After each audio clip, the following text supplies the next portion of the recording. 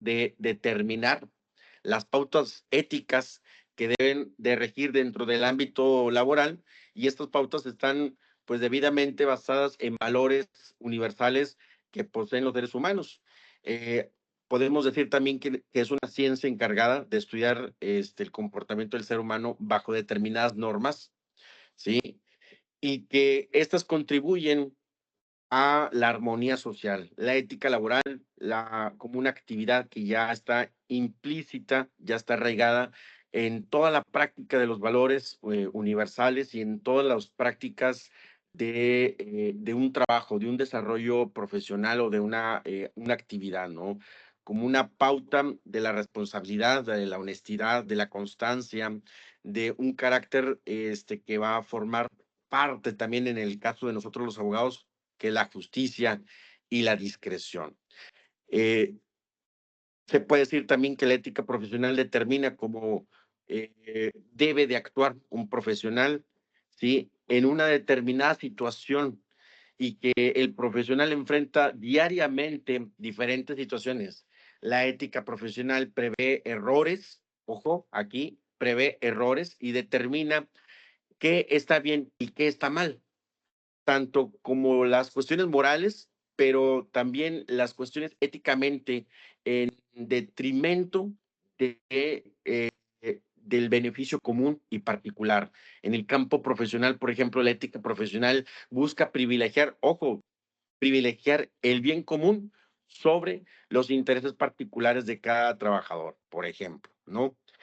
Y en este orden de ideas se buscan muchos valores que rigen la vida en sociedad: la honestidad, el respeto, la justicia, la responsabilidad, y la ética profesional busca que los profesionales realicen acciones, ¿sí?, que buscan una ayuda en general, como lo acabo de mencionar, busca privilegiar el bien común y no solamente los intereses particulares. Y esto es muy importante, muchachos. ¿Por qué?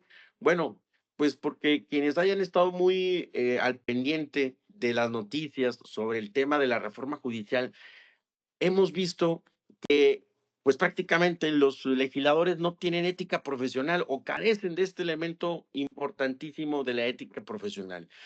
Nuestros legisladores hoy en día se dan esos golpes de pecho de santidad, pero de santos, pues no tienen nada, ¿no? Al contrario, vemos que son, pues ahora sí que en palabras más, palabras menos, unos tremendos burros, porque parece que no, o no los han asesorado un buen abogado, o muchos de estos legisladores, para desgracia de nosotros, son abogados. Y Dios mío, creo que no estudiaron Derecho en la Facultad de Derecho de la Autónoma de Nuevo León, ni mucho menos en el campus de Sabinas, ¿verdad? Puras cuerdas allá. Entonces, en tiempos globalizados como los de hoy en día, en la toma de decisiones por parte de los jueces, ¿sí?, se ha vuelto cada vez una decisión multifuncional e interdisciplinaria. Ustedes el día de mañana, que sean abogados, que sean jueces, que sean ministerios públicos, la toma de decisiones se van a volver más multidisciplinarias y decisiones que van a tener que atender a otros aspectos. ¿Y por qué? Bueno, también conviene resaltar que los servidores judiciales, pues también deben de contribuir con la calidad y a la presentación de su servicio con excelencia, con el único propósito de qué, muchachos, pues de motivar la certeza jurídica y la confianza en la sociedad respecto de la objetividad e imparcialidad de sus resoluciones y en general de las funciones judiciales que realizan día a día. Ejemplo de ello, un libro clásico que todos deben de leer, El Príncipe de Maquiavelo. Nicolás de Maquiavelo, por ejemplo, sostenía que quien se detiene en esta ardua tarea de reflexionar, es decir, el de la ética profesional, ¿sí? Quien se detiene a reflexionar en esta ardua tarea, pues la de gran consideración acerca del enfoque y de los medios con los que se realiza su trabajo, se encuentra más bien, va a encontrar su ruina, que es una solución, especialmente si se trata de un funcionario público. Pues según Nicolás de Maquiavelo, desde su perspectiva, a lo largo de la historia se ha observado a muchos gobernantes, reyes, príncipes, jueces y ministros que pierden de vista la verdadera realidad de los actos para los que fue encaminado y para los que fue encargado. Nicolás de Maquiavelo, en un término en latín, dice, la verita effectua de la colta, es decir, por detenerse en este tipo de cosas, ¿sí? Va a encontrar la ruina, encontrando la verdad, que muchas veces pues es una verdad subjetiva u objetiva, ya depende de ustedes. Para terminar con este punto medular del tema sobre la reforma judicial, el ejemplo de la ética y sobre todo en el de la clase política es hoy ejemplo el del partido de Morena. Eh, la promulgación de la iniciativa de la ley contra el nepotismo, muy seguramente ustedes habrán visto últimamente que la presidenta Claudia Sheinbaum el día de la Constitución presentó y dio a conocer una serie de iniciativas de reforma contra el nepotismo y la no reelección. Y Claudia Sheinbaum presentó esta iniciativa de ley del nepotismo para que entrara en vigor en el 2027 y pues sus seguidores, sus diputados, sus senadores de Morena, propusieron que inicie hasta el 2030, ¿no? E incluso recientemente, esta semana, pues por ahí se ventiló de que el coordinador de los diputados en San Lázaro, Ricardo Monreal, pues sí estaba de acuerdo con que la iniciativa empezara en 2027, incluso iba a hacer un pacto, una alianza con los del partido Acción Nacional, pero pues a final de cuentas ganaron más los morenistas que piensan que pues el nepotismo no es malo de aquí al 2030, es decir, en 5 años. Todavía el nepotismo lo podemos hacer, ¿sí? Esa es la cuestión y la importancia precisamente que recae en temas de la ética profesional y que nos vamos a encontrar también con los futuros jueces, ahora que vayamos a votar precisamente este, en la elección judicial, ¿no? No es malo de aquí al 2030 y pues es uno de los aspectos más importantes que va a poner en riesgo la elección de la reforma judicial. Y en justicia, de sus concretas expresiones normativas, si no es que determinable a nivel antológico o de su conformidad, también desde el punto de vista de la filosofía, desde la filosofía clásica, al mismo tiempo que es posible comprender la importancia de la ética profesional, pues enfrenta las cuestiones morales, como les mencioné, en la que resalta la calidad del servidor público. Y pues esto va a ser muy importante el día de mañana que elijamos a quienes van a ser jueces, ministros, magistrados, etcétera, ¿no? Porque aquí el desempeño de una profesión de la que nos exige la rectitud de la conducta, la que nos obliga a todos los abogados a armar con habilidades de compromiso en todos los quehaceres que integran el ejercicio profesional, pues pone en duda, pone en riesgo precisamente lo que mucho se ha mencionado por parte de los miembros del Poder Judicial, la independencia judicial, ¿sí? Y la independencia y sobre todo el criterio judicial. ¿Qué es el criterio? Bueno, pues el criterio judicial es con lo que yo, en base a derecho, bien fundado y motivado, yo doy a conocer una sentencia. Mi criterio es con lo que yo voy a fundamentar una sentencia. Y hoy en día está en riesgo esa independencia judicial porque han creado un tribunal judicial que más bien parece un tribunal inquisidor, como si estuviéramos en plena Revolución Francesa y toda aquella persona que no piensa igual que el partido, que el sistema, pues pareciera, ¿no? La película de Alicia en el País de las Maravillas, cuando la reina les dice que le corten la cabeza. Pues hagan de cuenta que prácticamente así vamos a estar ahora que entre en vigor esta reforma judicial, porque aquel juez que no piense igual y que dicte una sentencia en contra de los intereses del partido, sí, que vaya en contra de lo que es normal para Morena, pues prácticamente le van a cortar el cuello, ¿no? Este, es ahí donde vamos a ver que está en riesgo, está en peligro precisamente la independencia judicial. Y, y es importante esto de ver, porque todos somos susceptibles de equivocaciones, ¿sí? Todos podemos equivocarnos, tan es así que la elección judicial no nos garantiza el hecho de que vayamos a elegir a las mejores personas, ¿sí?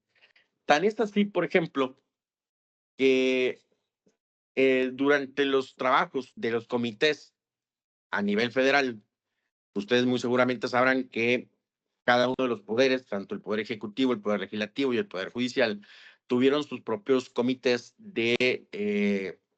iban evaluando e integrando los expedientes para presentar a los mejores candidatos, ¿no? Y aquí es muy importante resaltar, porque el Comité del Poder Judicial fue el que mejor trabajó, el más transparente y el que sus integrantes han estado en contra. Ojo, los integrantes de este Comité del Poder Judicial de la Federación eran integrantes que estaban en contra precisamente de la reforma. Pero, además de estar en contra, sus integrantes querían hacer que se hiciera el menor mal posible y además dejar un antecedente histórico, demostrar que a pesar de todo se podían hacer las cosas bien, ¿no? Entonces, desde el área jurídica y constitucional ya no tiene explicación todo lo que han venido haciendo. Si ustedes muy seguramente han seguido las noticias, sabrán que en su momento el comité del Poder Judicial de la Federación, sus integrantes renunciaron. Y renunciaron porque, pues, un juez en Michoacán y otro juez en Jalisco les concedió suspensiones. Y aquí es importante también hacer mención que con esto, por ejemplo, muchachos, se pone en riesgo algo de lo que somos los mexicanos orgullosos, que es el amparo. ¿Y qué es el amparo? Bueno, pues el juicio de amparo es el medio de protección que tenemos nosotros contra los actos cometidos por la autoridad. Y aquí hay que prestar especial atención porque estas suspensiones que se otorgaron por parte de un juez de Michoacán y otro de Jalisco, solamente fueron obedecidos por los integrantes del Comité del Poder Judicial de la Federación. Los otros comités, el del Poder Judicial, el del Poder Legislativo y el Poder Ejecutivo, dijeron, no aplica. Nosotros vamos a seguir trabajando. ¿Por qué? Porque el juicio de amparo no aplica en materia electoral y aún así siguieron trabajando. Y ojo, aquí es muy importante hacer mención, ¿sí? Que cuando se desacata una orden judicial, ¿qué es lo que pasa? ¿Ustedes saben qué es lo que pasa? ¿Cuál es la consecuencia que puede recaer en un funcionario o en una persona el no acatar una resolución y sobre todo el de no obedecer una orden de suspensión de amparo? Pues bueno, la Constitución establece que se va a ver esto como si fuese un delito y la persona que no acate una orden de suspensión en materia de amparo, pues hay una consecuencia penal, es decir, que a esa persona pues se le va a procesar penalmente por desacatar, por no obedecer una orden de suspensión y pues lo van a entambar un buen ratito, ¿no? Lo van a guardar. Entonces, a los integrantes del comité del Poder Ejecutivo y del Poder Legislativo no les importó que hubiera una orden de suspensión y continuaron ellos trabajando. Y los del Poder Judicial, por un lado tenían una orden de suspensión que les decía que siguieran trabajando y por el otro lado tenían una orden de suspensión que les decía que no siguieran trabajando. Entonces, para no caer en desacato por parte de una u otra autoridad, le preguntan a la Suprema Corte qué hacer. Y la Corte, pues, se tardó en perdón, en presentar su resolución y los integrantes de este comité, pues, optaron por renunciar. Y aquí lo interesante de todo esto, ¿no? Más adelante se los voy a explicar. Y cómo es que esta reforma, pues, está mal diseñada desde principio a fin y presenta violaciones constantes y directas, ¿no? Bueno, entonces la Constitución, que ya fue reformada por el propio partido Morena y por el actual Poder Legislativo, dice que cada poder de la Unión puede hacer sus propias candidaturas. Y la del Poder Judicial, pues la hizo prácticamente el Senado, porque los integrantes de este poder, del Poder Judicial, renunciaron y el Tribunal Electoral le ordena al Senado de la República que continúe con los trabajos que dejó pendientes por ahí el Poder Judicial. Pero la división de poderes ya no queda muy claro y aún más esto es oscuro y ambiguo porque el argumento político que presenta precisamente el propio Tribunal Electoral es que es un tribunal que no forma parte del Poder Judicial. Y díganme ustedes, eh, ¿alguien sabe cómo se llama el Tribunal Electoral? ¿Cuál es el nombre completo? No.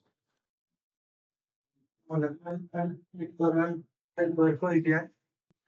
Es correcto, así es. Entonces, por Dios que alguien me explique por qué, hasta donde yo sé, pues precisamente el nombre de este tribunal es el Tribunal Electoral del Poder Judicial de la Federación. Ellos decían, nosotros nos desligamos del Poder Judicial, entonces, pues como que no quedaba muy claro, ¿no? Y aquí la alerta de la reforma, pues ha dado la Relatoría de los Derechos Humanos. Muchos de los jueces federales, magistrados y los propios ministros presentaron una demanda ante la Corte Interamericana de Derechos Humanos. Y aquí es donde se viene lo interesante, porque hay instrumentos internacionales que prevén que no se nos puede quitar ciertos derechos. Es decir, que esta reforma, en lugar de ir hacia adelante, vamos completamente en un proceso de regresión, vamos hacia atrás. Entonces, eh, fundadas y motivadas en derecho, según los morenistas, su reforma, y con esta reforma se pone en peligro, pues precisamente la independencia judicial, al momento en que algún juzgador dicte sentencias que vayan en contra, pues, de lo del régimen del propio partido, ¿no? Lo que ahorita les mencionaba. Al quitarle las facultades el Poder Judicial, con lo que el juicio de amparo, por ejemplo, está en riesgo al no existir algún medio de protección de los derechos humanos. Y es algo de lo que nosotros los mexicanos estamos orgullosos porque es precisamente el juicio de amparo lo que nosotros hemos aportado al sistema jurídico internacional, ¿no? El habeas corpus en Estados Unidos, que es parecido, y en algunas otras partes del mundo, pues han copiado el juicio de amparo. Porque el Estado va a tener carta blanca, ¿sí?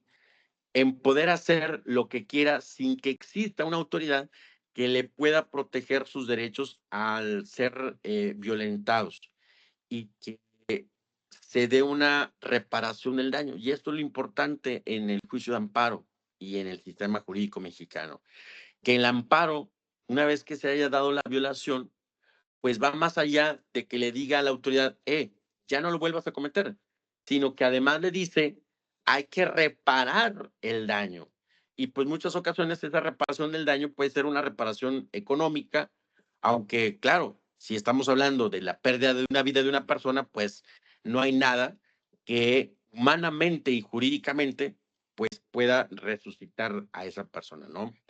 Entonces, la reforma judicial destruye el juicio de amparo porque vemos que unas autoridades no respetaron las órdenes de suspensión e hicieron lo que quisieron, con lo que será difícil de proteger los derechos humanos.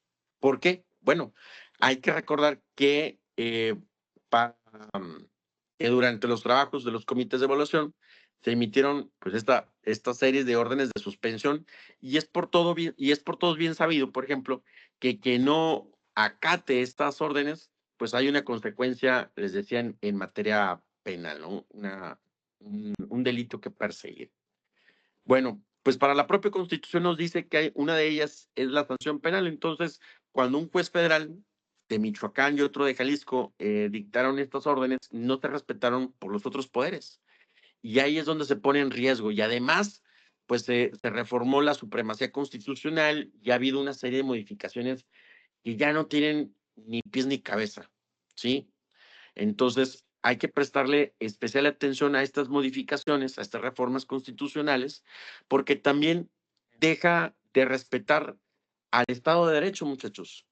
Y es súper importante y gravísimo el hecho de que el Estado de Derecho ya deje de existir en nuestro país, porque también ya no va a haber un orden jurídico y tampoco va a dejar de lado también lo que es el federalismo mexicano.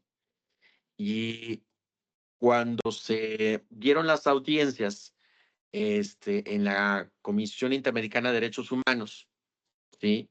Pues el representante del Estado mexicano declaró que no se hicieron los diagnósticos previos a esta reforma ante la audiencia de la Comisión Interamericana de Derechos Humanos. Un representante del gobierno mexicano dijo que no se hizo el diagnóstico, es decir, no, no se hicieron los análisis previos de cuáles pudieran ser los impactos de esta reforma.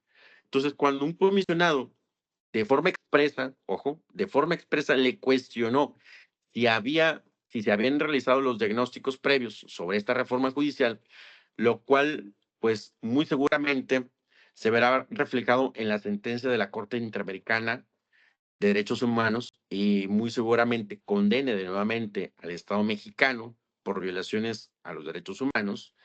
La más reciente sentencia en contra del Estado mexicano es donde se declara la ilegalidad de las detenciones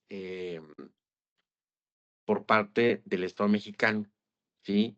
La detención preventiva, ¿ok? Entonces, eh, ya el Estado mexicano ha caído en un desacato también por parte de la Corte Interamericana. La Suprema Corte, sabemos nosotros que es la máxima autoridad judicial en el país, pero también existen tratados internacionales en los que México, por ejemplo, es parte de algunos organismos y que existen cortes internacionales. Uno de ellos, por ejemplo, la Corte Internacional de las Naciones Unidas y otra, en este caso, la Corte Interamericana de Derechos Humanos. México es parte de la Organización de Estados Unidos, de la Organización de Estados Americanos, y esta Organización de Estados Americanos tiene una Corte Interamericana de Derechos Humanos. Entonces, aquí es donde se ven casos como, por ejemplo, el de Rosendo Radilla, el de la... ¿Saben ustedes cuál fue o cómo fue que surgió las candidaturas independientes? Bueno, pues esta Corte Interamericana obligó al Estado mexicano precisamente de que las candidaturas no tengan que ser solamente con el respaldo de un partido, sino que cualquier persona puede lanzarse a un puesto de elección popular sin el apoyo de un partido político. La Constitución establecía y establece actualmente que todos nosotros tenemos el derecho de votar y ser votados, ¿verdad? Pero no decía que fuese bajo el respaldo de un partido político. Y aquí la Corte Interamericana, recientemente, por ahí del 2006, eh, dictó una sentencia en contra del Estado mexicano de que cualquier persona podía lanzarse a un puesto de elección popular sin el respaldo de un partido político. Y es ahí cuando nacen precisamente pues, las candidaturas independientes y aquí en Nuevo León fuimos testigos de ello al tener el primer gobernador independiente, es decir, sin un puesto, sin el respaldo de un partido político, ¿no? Entonces, he ahí la trascendencia precisamente de estas sentencias y la importancia de estos tribunales internacionales, porque precisamente nos dan la libertad de que si en México no puedo tener el acceso a la justicia, pues bueno, lo puedo tener por fuera con una corte internacional. Y tal pareciera que la justicia o recientemente, pues murió la Suprema Corte, tal como la conocemos, y la independencia judicial como también la conocemos, ¿no? Como el máximo tribunal constitucional del país, garante de la Constitución, al ser desestimado el proyecto del ministro González Alcántara Carrancá, este ministro presentó una propuesta en la Suprema Corte, de tal manera que entrara al estudio de la reforma. Y la Corte, pues sí era lo suficientemente capaz para decir si una reforma judicial podía aplicarse. Y por ahí la presidenta Claudia Sheinbaum decía, y muchos diputados decían que cómo era posible que los ministros de la Corte fueran a dictar una sentencia para que se aplicase o no se aplicase a la Suprema Corte. Bueno, pues ahorita más adelantito les voy a decir el por qué y vamos a ver que estaban completamente equivocados, ¿no? La Corte no pudo reunir los votos necesarios para declarar o darles a los partidos políticos la legitimidad para poder echar abajo la reforma judicial, ¿sí? Por medio de un control constitucional. Ahora bien, ¿cuál es la función del juez o en este caso el de un ministro de la Suprema Corte? Bueno, pues los juzgadores están llamados a valorar por el derecho, pero al decir derecho, incluimos a la justicia como un elemento intrínseco, sustancial de lo jurídico. La justicia no es algo extrínseco al derecho, como la llamada estrella del norte, por ejemplo, que orienta a los navegantes y les dice dónde está el norte, dónde está el sur, etcétera, ¿sí? En este caso, como una referencia al ámbito jurídico, sin pertenecer sustancialmente a ese ámbito ambiguo, ¿no? Como lo pretende y lo dice Stamler en uno de sus múltiples estudios constitucionales. El método normativo del juez está ubicado en el mundo del deber ser y el deber ser sin valorar se convertiría en una mera tautología hueca, es decir, algo sin sentido. Una norma debe ser. ¿Por qué debe de ser? Bueno, pues no solo por la valiosidad que tiene la justicia por sí solo, le da sentido al ser de lo jurídico y por supuesto que la justicia no es algo subjetivo. Toda ley es un precepto común, justo y establece cuándo es suficientemente bien promulgada una norma o una reforma.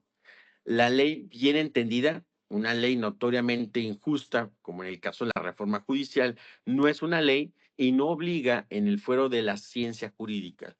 Sirve de orientación fundamental y sirve también para el juez para que le dé una solución de cuántos conflictos de este tipo concreto se le puedan presentar.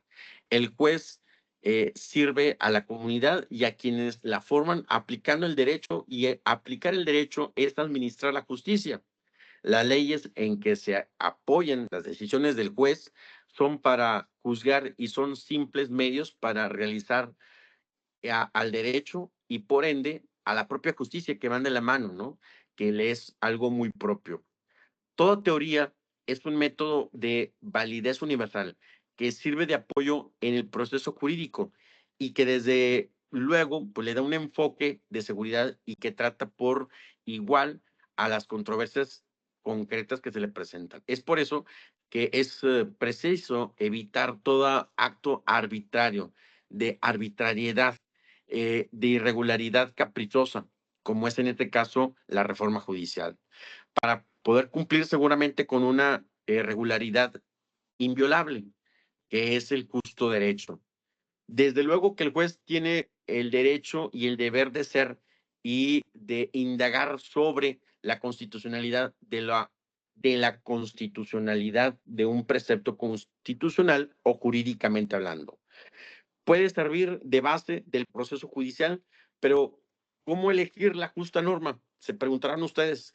Bueno, pues este problema no existe para quienes opinan que al juez le incumbe fallar con apego a la ley vigente.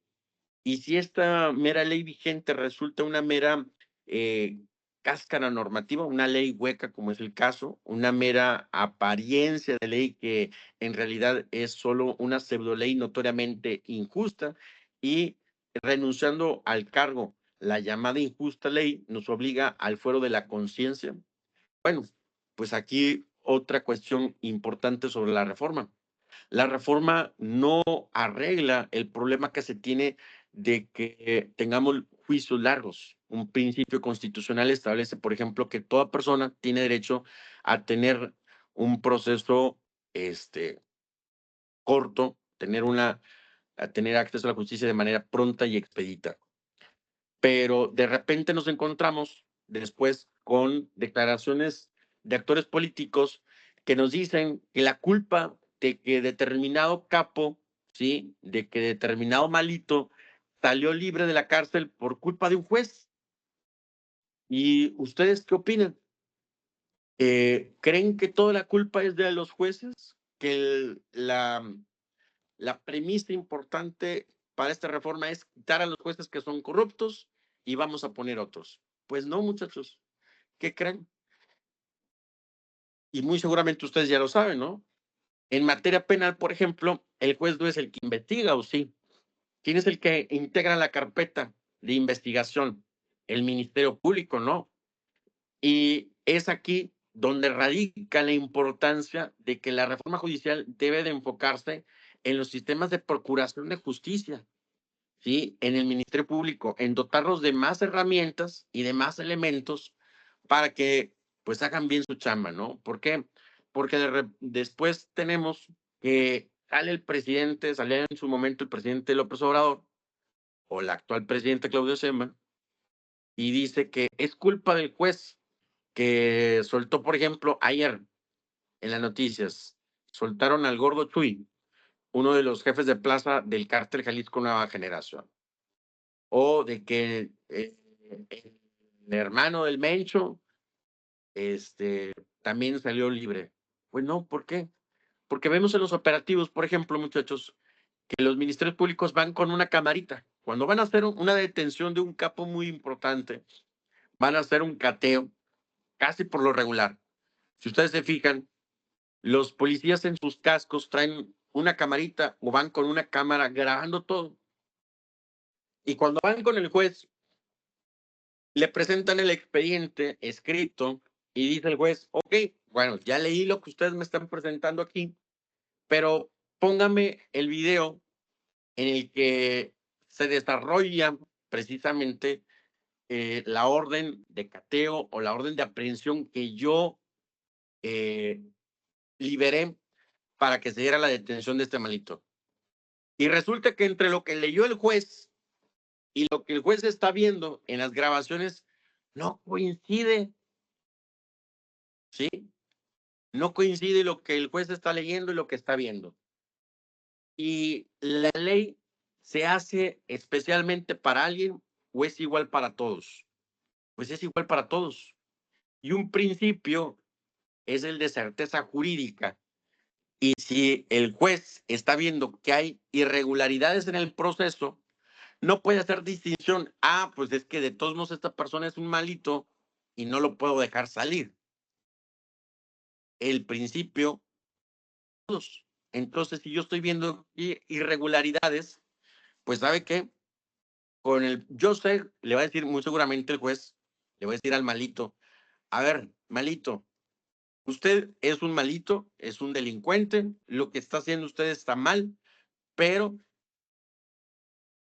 no es su culpa, es culpa del Ministerio Público. El Ministerio Público no hizo bien su chamba, ¿sí?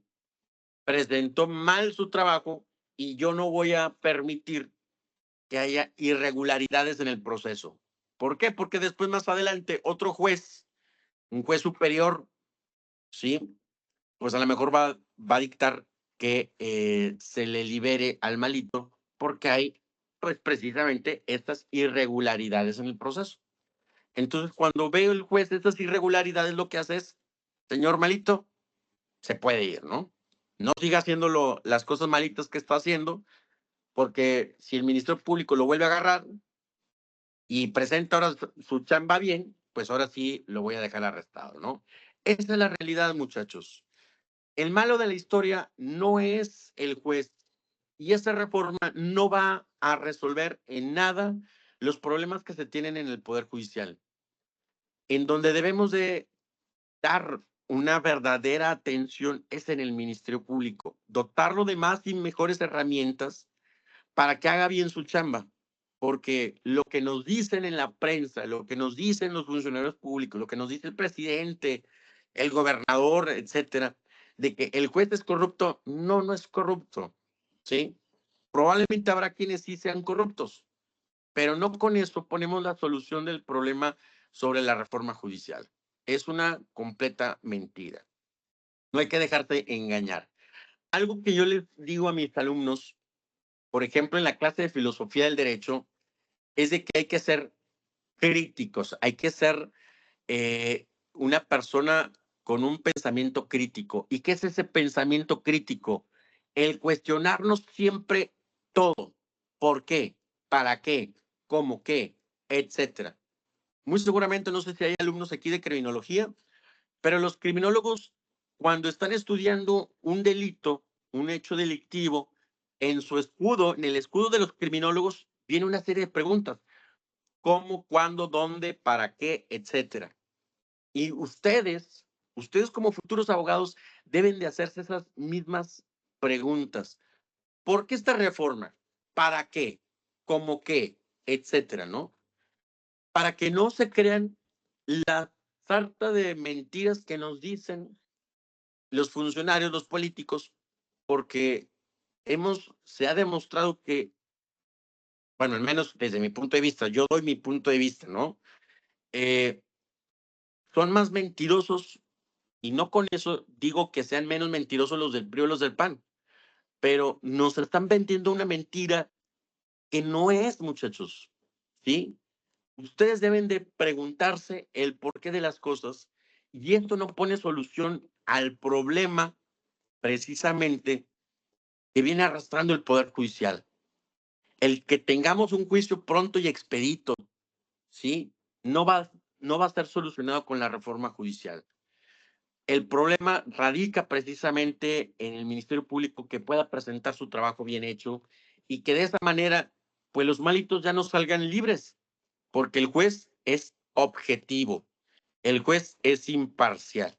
Entonces, esta reforma no es la exigencia colectiva, ni mucho menos refleja el sentido de la sociedad mexicana, pues tal parece que está diseñada para dañar irremediablemente la estructura del Poder Judicial, en donde pareciera que regresamos a lo más oscuro del Santo Oficio, al de la Inquisición, persiguiendo a cuanto hereje se le atraviese a Morena o satanice las iniciativas de AMLO o de Claudio Sheinbaum o de Morena en su momento, ¿no?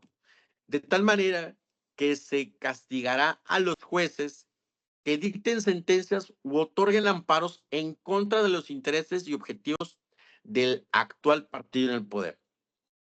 Otro, otro punto de vista.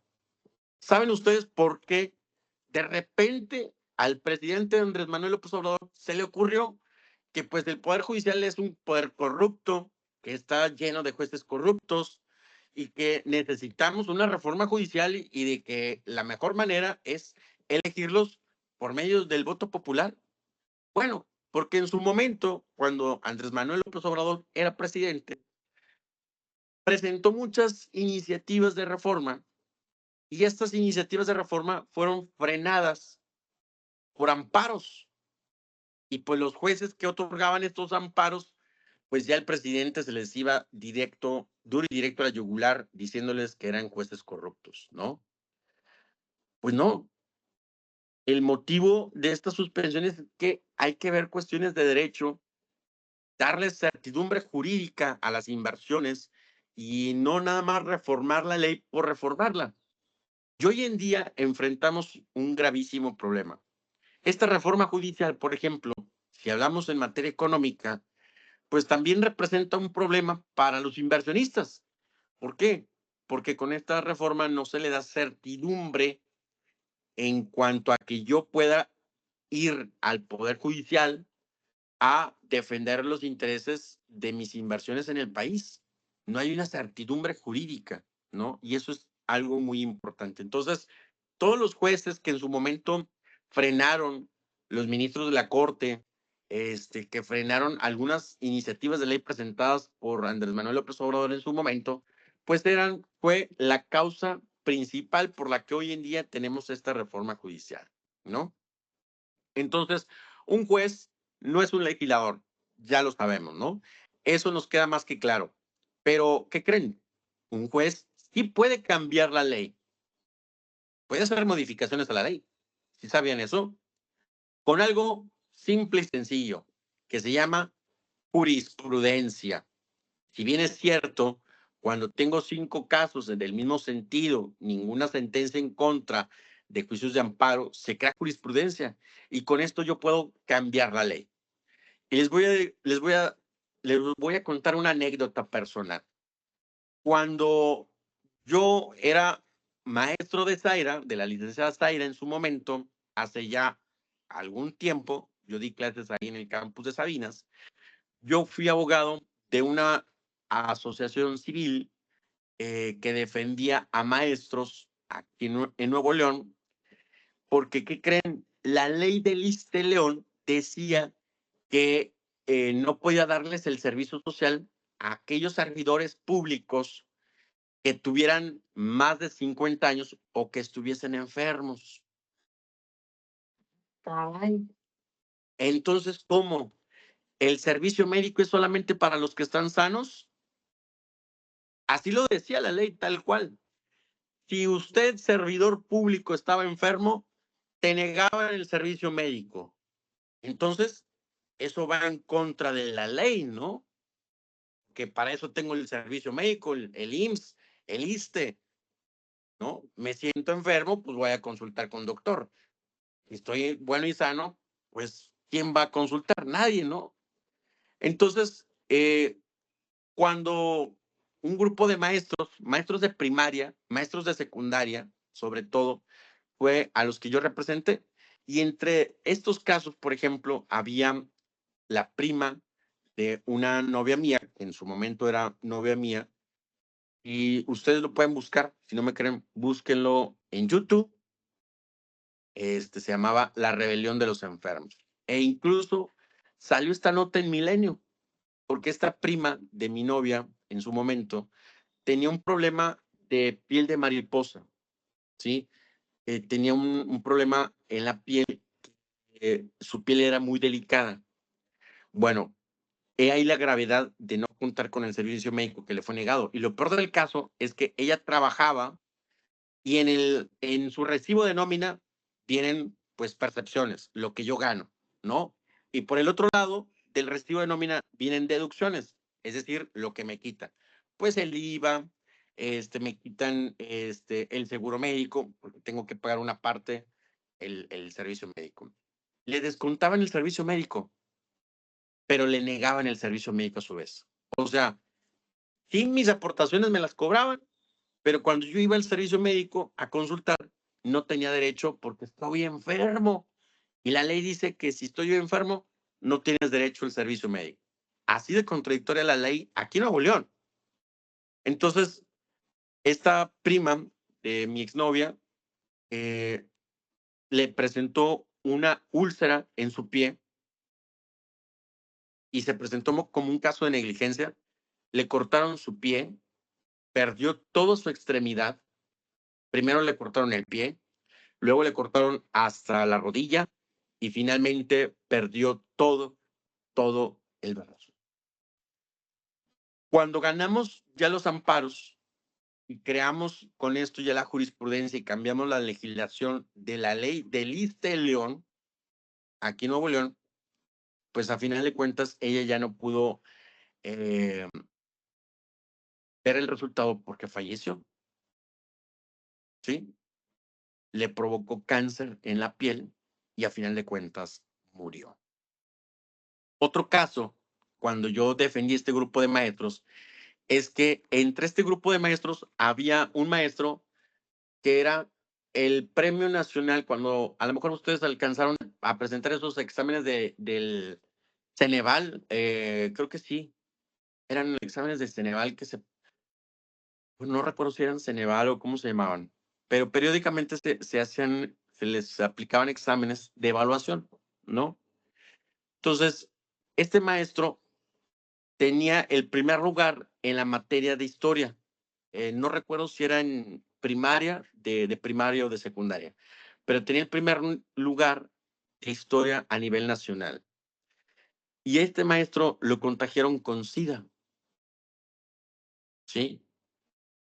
Porque no tenía el ISSSTE de Nuevo León los recursos necesarios para hacer una prueba de sangre y pues ustedes no son doctores, no son enfermeros, pero yo creo que cualquier persona con más de dos dedos de frente, pues sabe que si utilizo una aguja y una jeringa en cualquiera de ustedes, pues no lo puedo utilizar en otra persona, ¿o sí?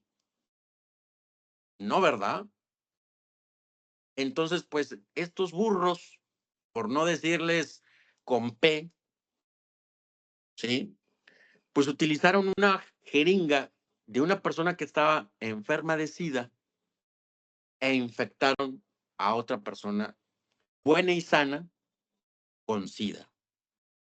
Y hoy en día vemos, por ejemplo, en el país múltiples marchas de doctores, de enfermeros, de empleados del sector salud, donde se quejan precisamente que no tienen insumos para poder trabajar. Es una realidad hoy en día. Pero luego, fíjense ustedes lo triste de todo esto, ¿no? Es que antes de que terminara su periodo, el presidente López Obrador decía que teníamos un sistema de salud envidiable, mejor que el de los países nórdicos. Y ya casi terminando su sexenio dijo, no hombre, eso fue puro rebane, una vacilada. ¿Ustedes creen que eso sea correcto? De un presidente, de un jefe de Estado, decir que, pues el decir que teníamos un sistema de salud envidiable es una vacilada. Es una vacilada jugar con la salud de ustedes y de nosotros. No tiene, ahora sí que no tiene madre, ¿no? El que ande saliendo con esas cuestiones el presidente. Pues bueno, entonces de esa manera es como podemos nosotros cambiar la ley, creando jurisprudencia. Entonces un juez sí es un legislador, pero no en el mero sentido de la palabra, ¿no? Bueno, entonces surge de los casos prácticos concretos que se agrupan con un criterio el cual se estima recto para aplicarse a casos similares. La norma, aquí jurídicamente vinculada a los individuos y por eso se habla de la supremacía jurídica. ¿Sí? Pero los individuos vinculados guardan una subordinación jurídica que se determina en su ordine, es decir, en su orden. Entonces, podemos modificar la ley más allá del proceso legislativo. Y los jueces en su mayoría se preocupan mucho por la cuestión de la legalidad y poco o nada por la justicia. La legalidad significa sometimiento a las leyes por parte de quienes la aplican. Ciertamente, el derecho se manifiesta al jurista en la legalidad de las normas, pero la legalidad responde a una exigencia de justicia constante y permanente, a una configuración en concreto que adopta a las situaciones que se le pueden presentar a un juez o que son juzgadas ante un juez competente o ante cualquier otra autoridad competente, ¿no? En los asuntos que conozcan y que se le puede dar una determinada legitimidad, ¿sí? Eh, Esto siempre dentro del marco legal y dentro de este sistema jurídico que se refiere a los principios justificativos del orden normativo. Así pues, resulta y resalta insuficiente la obediencia a los principios jurídicos. Y aquí es donde se le da, pues, una mayor importancia a estas cuestiones, sobre todo el de la reforma, ¿no?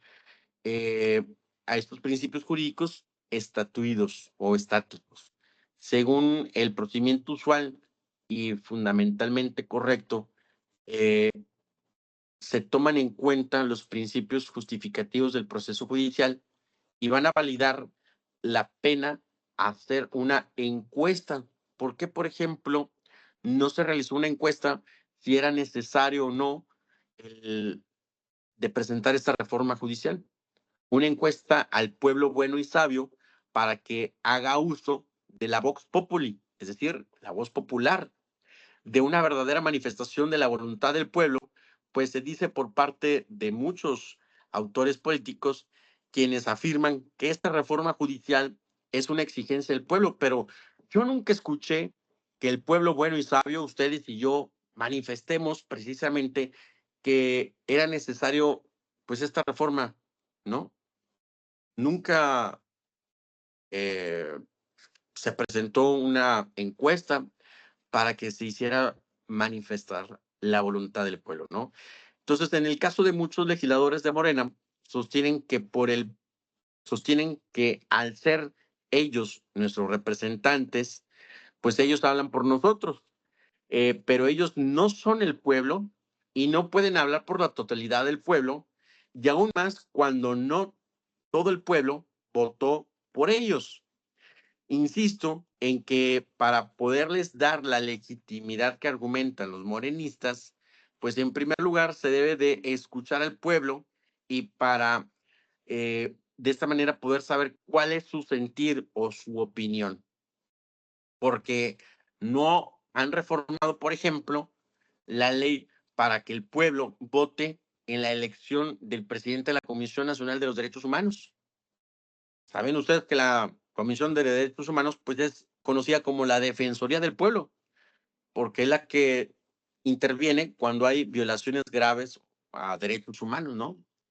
Que por cierto, a la par de esta reforma, el año pasado, pues el Senado de la República estaba llevando a cabo los trabajos para la elección del nuevo presidente de este organismo, ¿no? Que es considerado y conocido como la Defensoría del Pueblo. Entonces, le da más sentido, en todo caso, que el pueblo sea quien elija precisamente a quién va a presidir la Comisión Nacional de los Derechos Humanos y no ellos. ¿Cómo ahí no se aplicó en ese mismo sentido la reforma judicial? Como que baja el cero y no contiene, ¿no? O al menos eso creo yo.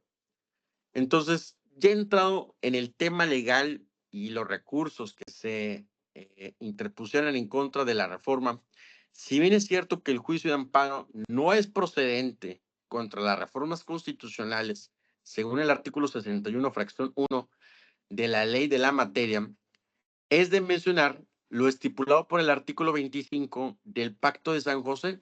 Aquí lo que les decía hace ratito sobre los instrumentos internacionales. Fíjense aquí cómo es que vamos, en lugar de que sean derechos progresivos, tal parece que vamos en retroceso. Pues el artículo 25 del Pacto de San José, del cual México es Estado firmante y parte, dice, además, en dicho pacto se obligan a los estados a garantizar que la autoridad competente prevista por el sistema legal del Estado decidirá sobre los derechos que toda persona que interponga tal recurso a desarrollar las posibilidades del recurso judicial y a garantizar así el cumplimiento por las autoridades competentes de tal decisión que en que se haya estimado procedente el recurso. En el mismo sentido, es preciso señalar el artículo 29 del Pacto de San José, en el cual se establece que ninguna disposición de la presente convención puede ser interpretada en sentido de que algún Estado parte, grupo o persona se le pueda suprimir el goce y el ejercicio de los derechos y libertades reconocidas en la convención o limitarlos en mayor medida que la prevista en ella. ¿Y qué creen? El Estado mexicano, si es que ustedes no se han dado cuenta, nos están precisamente limitando nuestras garantías. Uno de los tantos problemas que han surgido con la presente reforma y de lo cual le debemos las gracias a los señores legisladores que tal parece que no saben o se les olvidó o no los asesoraron correctamente, es que la Constitución mexicana establece y reconoce como parte del derecho doméstico, pues a los tratados internacionales, de los que México, pues obviamente es parte y firma en ellos, ¿no? Y que además reconoce, y aún más, un caso, este, un caso legislativo jurídico pues, en el que nos encontramos actualmente, ¿no? Porque presenta una serie de contradicciones y de reformas. La actual reforma, la actual reforma judicial, en una de sus tantas partes, permítame porque por aquí lo apunté precisamente, dice en los artículos transitorios, dice en los artículos transitorios que no se puede dar lugar a la interpretación, ¿sí? Y que no puede haber lugar a la interpretación literaria, sino que se debe de atener a lo que dice textualmente, ¿ok? Entonces, eh, una de las tantas modificaciones y contradicciones es que el Tribunal Electoral, cuando los miembros del comité del Poder Judicial renuncian, el Tribunal Electoral dice que asuma sus funciones el Poder Legislativo. Y la reforma no dice eso. Y un montón de cosas que la reforma no dice y que se han hecho. Y con todas estas modificaciones, pues damos cuenta de que es el fracaso, es el fracaso anunciado de esta reforma, ¿no? Porque se deja de lado la justicia constitucional.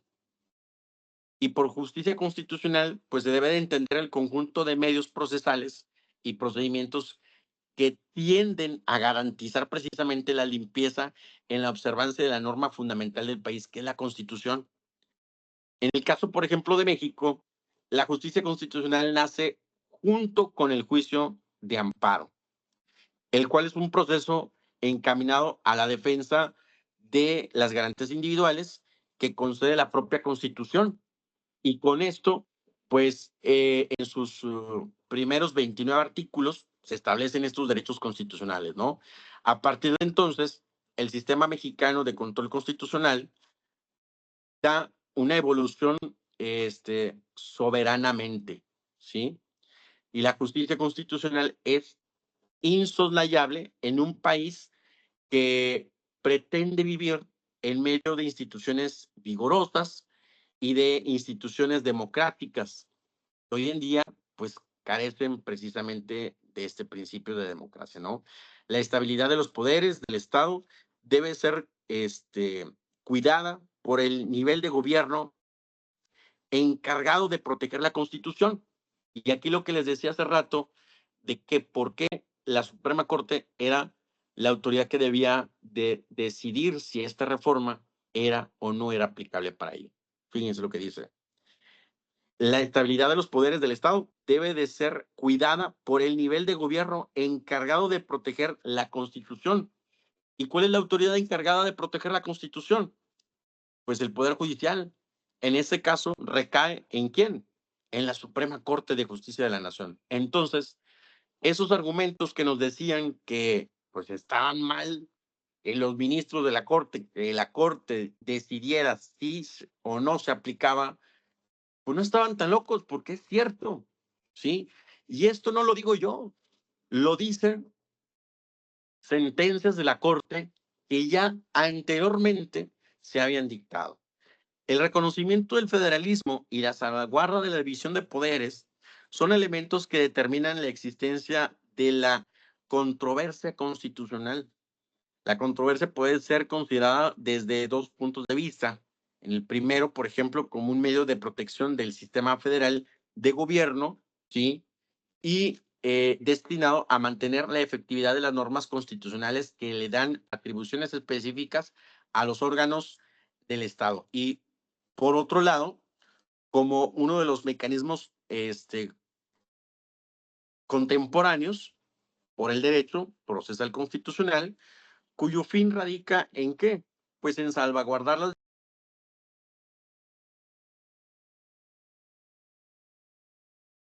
tratados internacionales que pretendan suprimir el orden previsto por la norma constitucional. Pero en este caso, pues no hay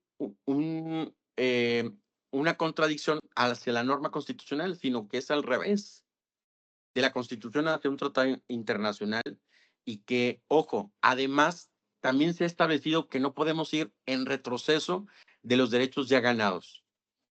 Y aquí aplica, porque vamos en pleno retroceso.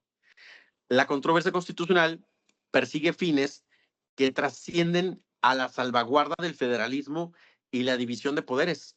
Y aquí hay una completa secuestro de los poderes de la Unión y de la división de poderes, pues ya no se da por completo, porque a final de cuentas ya no nos queda muy claro cuando asume facultades el legislativo del poder legislativo, asume facultades que le corresponden al judicial y que no dice en la reforma judicial. Y lo peor del caso, cuando esta reforma dice que no debe de aplicarse la interpretación, sino que se debe de atener a lo que dice textualmente la ley. Entonces, como que baja el cero y no contiene. Entonces, esto se traduce en una precisa atribución de competencias, en tanto que la división de poderes, ¿sí? Y el federalismo se divide para que no se concrete, no se vayan a reunir en un solo individuo, pues todas las facultades. Pero yo también le agregaría, no solamente en un solo individuo, sino en un partido, que es lo que vemos hoy en día. Vemos que el partido, pues está en el legislativo, tiene Morena una amplia mayoría en la Cámara de Senadores, en la Cámara de Diputados, ocupa el titular del Ejecutivo de la Unión y ahora están secuestrando al Poder Judicial. Con base en las consideraciones anteriores, eh, les propongo, por ejemplo, el siguiente concepto de controversia constitucional.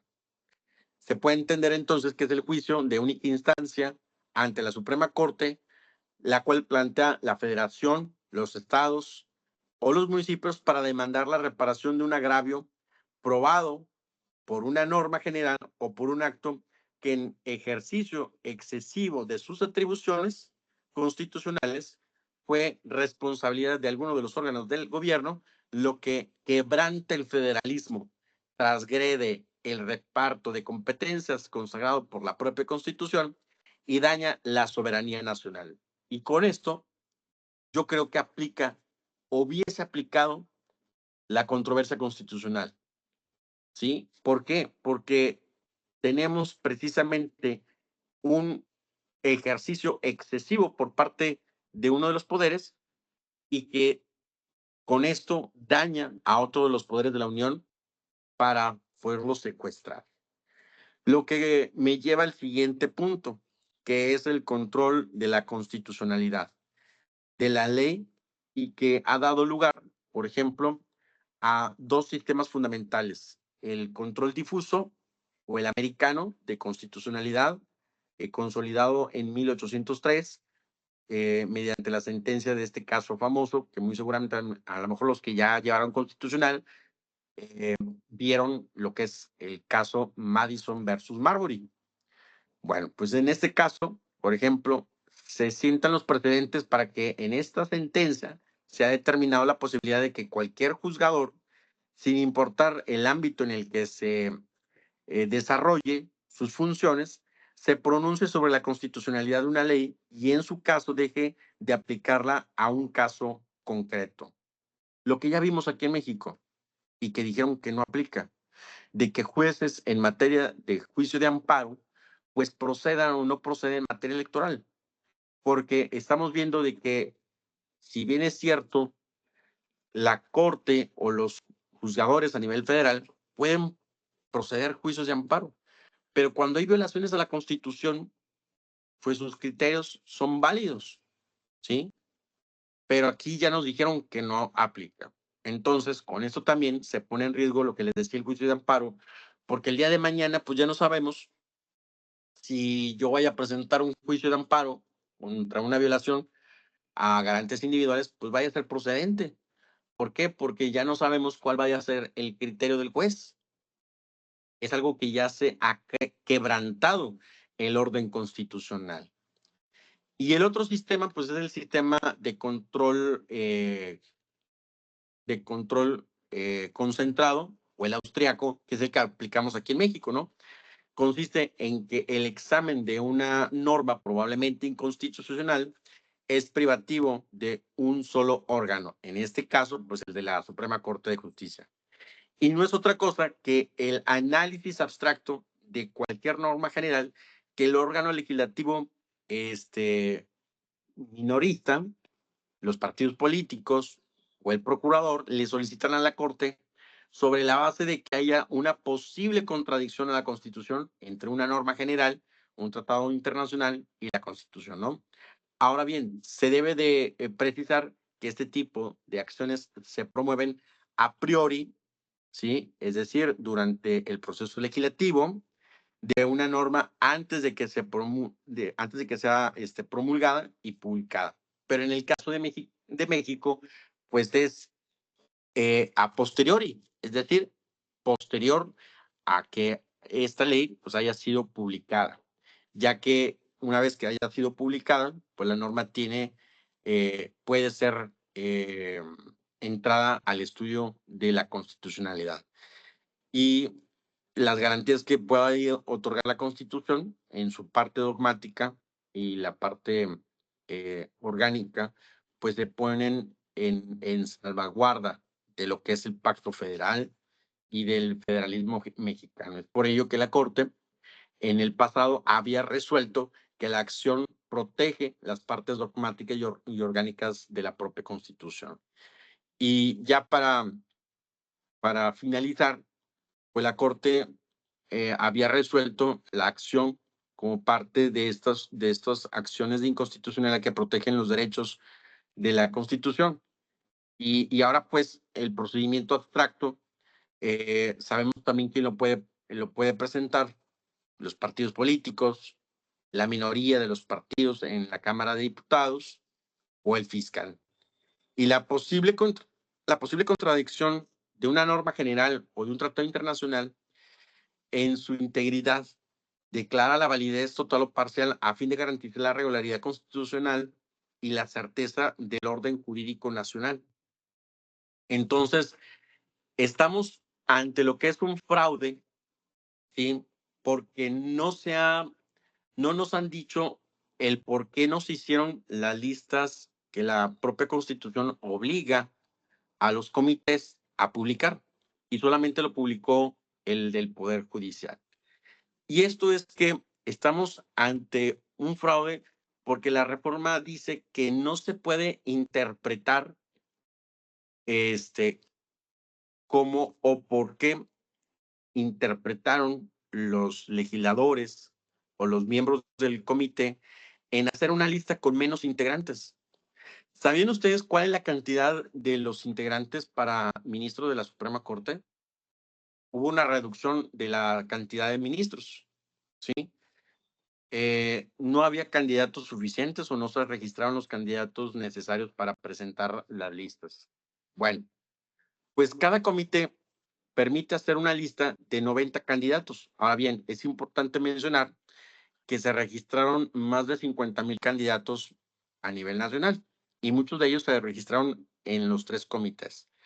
La falta de transparencia, la arbitrariedad, la imparcialidad, le da una observancia, le da una obscura, ambigua y de mala fe en la total manipulación de esta reforma por parte de los impulsadores de la misma. La procuración de la justicia, el sistema penitenciario de seguridad pública, son los temas centrales de los cuales debió de haberse centrado la reforma judicial. Eh, Estos temas de los cuales hoy en día debe de tomar en cuenta mucha o mayor urgencia e importancia que la ya referida reforma judicial, porque es ahí donde radica el problema central que aqueja al sistema penitenciario. Por ejemplo, en materia penal, el de que tengamos juicios largos y que no se cumpla con este principio constitucional de que toda persona tiene derecho a un juicio pronto y expedito. Y nos encontramos también con una realidad totalmente opuesta, ahora que el Poder Judicial pues no es eh, imperfecto, sino que es perfectible, como les mencionaba al principio de la intervención. La Corte no es un poder que no respeta, como se nos ha dicho en múltiples ocasiones. Lo es Morena, lo es los legisladores de Morena, que desde el Ejecutivo Federal, primero con AMLO y ahora con Claudia Sheinbaum, eh, nos han dado una serie de ideas y falsas ideas sobre la reforma constitucional. La función principal de la Corte es la de salvaguardar la Constitución y de que se respete lo establecido en ella. A Morena, por ejemplo, y sus integrantes violan y han violado constantemente la reforma y la Constitución en diversos aspectos que no le da certidumbre jurídica, ¿sí? Eh, de un universo, por ejemplo, de 90 legisladores, de 90 candidatos, perdón, que debían de presentar los comités para la Suprema Corte, presentaron cantidades de entre 60 y 35 candidatos, cuando la reforma les dice que de por cada uno de los puestos vacantes deben de presentar 9. Entonces nos da un total de 90 candidatos para la Suprema Corte y presentaron listas con menores candidatos. Entonces, ahí ellos están violentando la propia Constitución. Y lo peor del caso es que la propia reforma que ellos presentaron ni siquiera la leyeron. ¿Por qué? Bueno, porque si ustedes atienden a 2 artículos de la Constitución de cómo se va a hacer la composición de la Corte o la elección del presidente de la Corte, hay contradicciones, ¿sí? Con esto nos queda más que claro que ni siquiera los mismos legisladores leyeron la propia reforma, porque la han presentado con constantes errores. Entonces, eh, hagan caso hagan caso omiso en muchas ocasiones de lo que se dice en la prensa. Sean ustedes abogados críticos, que tengan un criterio propio, sean sigan cuestionándose el porqué de las cosas, siempre, de tal manera que no se den por satisfechos siempre con lo que nos manifiestan los poderes constituidos y constitucionales. Aun cuando pareciera legal, pues siempre hay un trasfondo en todo esto. Con lo que puedo darles para culminar mi plática, esta reforma, el día de ayer, por ejemplo, el INE presentó cuáles son los casos en que se va a presentar un voto nulo. Bueno, pues las listas de la elección son tan complejas que no se sabe con certeza la posibilidad de elegir correctamente a un candidato o cuándo nuestro voto va a ser nulo, porque son muy complejas las listas, las boletas electorales. Ayer por ahí se dio una serie de casos en los que se puede declarar la nulidad del voto y en qué caso no. Para que se den ustedes una idea, vamos a tener listas electorales con más de, al menos aquí en Nuevo León, con más de 200 candidatos. Ustedes ya saben quién va a ser su juez allá en Villaldama, porque ustedes corresponden al distrito judicial que corresponde o que tiene residencia en Villaldama. ¿Cuántos jueces son por los que ustedes van a votar? ¿Saben quiénes son sus candidatos? ¿No? Bueno, en el estado de Durango hay 45 vacantes. ¿Y cuántos candidatos hay? Qué casualidad que se inscribieron exactamente la cantidad de vacantes que hay. Es decir, uno por cada una de las vacantes que hay. En el estado de Aguascalientes también es similar, porque se inscribió menos de la mitad de los candidatos para las vacantes que se deben de ocupar. Entonces va a haber un vacío, porque ¿quién va a ocupar esos cargos de elección popular? Entonces nos enfrentamos a un problema porque hay ciertas cosas que la ley no prevé y la ley dice que no puedo yo interpretarlas, que se debe de atener a lo que dice textualmente la ley. Entonces, si la ley no me dice qué pasa con aquellos casos en donde no hay candidatos para ciertos puestos, pues bueno, nos vamos a encontrar con un problemón tremendo. Simplemente el día de la elección, el día que se hizo la tómbola en el Senado de la República, el Senado de la República declaró más de 15 recesos porque no les cuadraban las cosas o porque en las tómbolas encontrábamos los nombres de los candidatos que no correspondían a esa tómbola. Fue muy chistoso. Si ustedes tienen la oportunidad de ver en YouTube, el día de la tómbola que se hizo el sorteo de las candidaturas en el Senado de la República, y van a ver que esto pues es completamente el fracaso anunciado de algo que se hizo mal desde el principio y que no atiende a los problemas que realmente aquejan al sistema judicial mexicano. Si bien es cierto, había muchas cosas que rescatar, con esta reforma se destruye por completo lo poco o, o casi nulo que existía en el Poder Judicial.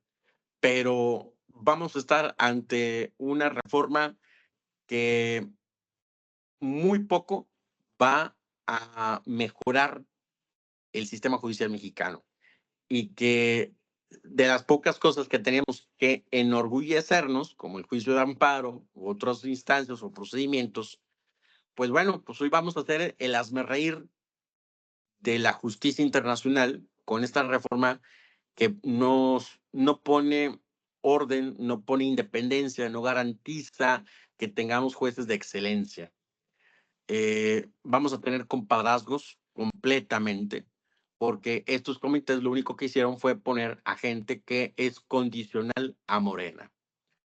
Y prueba de ello es la cantidad de personajes ligados al partido que presentaron sus candidaturas para ministros de la Corte o para jueces y magistrados federales. Entonces, es, auguro yo, un fracaso total y rotundo, a pesar de lo que ya algunos organismos, como el propio INE, contempla una muy baja o nula participación de aproximadamente, se estima que a nivel nacional participen el 15 a un 20% de la elección del padrón electoral, participen en la elección judicial. Entonces, va a ser muy poca la participación de la gente y con esto pues auguro el fracaso de una reforma mal hecha, al vapor, urgente, por destruir una de las instituciones que es un árbitro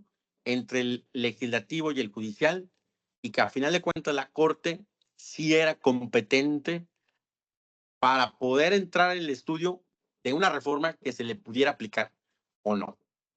Pero pues fue más la presión mediática, la presión popular, el del que el presidente nos pinte de enemigos a propios mexicanos como los enemigos del país, ¿no?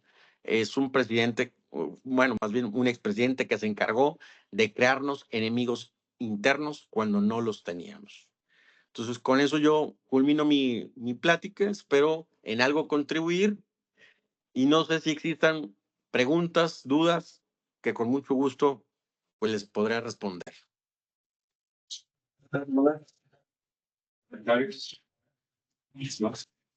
Dudas, no ninguna. Si me permite, va a dar lectura a una constancia a Máster José de Jesús Garzárambula por haber impartido su curso La ética judicial, aspectos constitucionales y lo que se viene la reforma judicial, llevado a cabo el 7 de marzo del 2025, en reconocimiento a su valiosa contribución en la formación y actualización de los participantes, creando conocimientos fundamentales en el ámbito judicial y constitucional. Dirección de Unidades Académicas, doctor José L. Tristán Rodríguez. Muchas gracias. Un aplauso por su libro. Muchas gracias a ustedes. Gracias por la invitación, de participar aquí, de vía remota. Y pues también un merecido reconocimiento a nuestras mujeres abogadas, las mujeres que el día de mañana pues es su día. Felicidades, porque esta es una ocasión en la que deben de aprovechar la defensa precisamente de los derechos consagrados que ya tenemos en las leyes. Entonces, enhorabuena, muchas gracias por la invitación y espero que les haya sido de su interés. Gracias por la invitación. Hasta luego. No.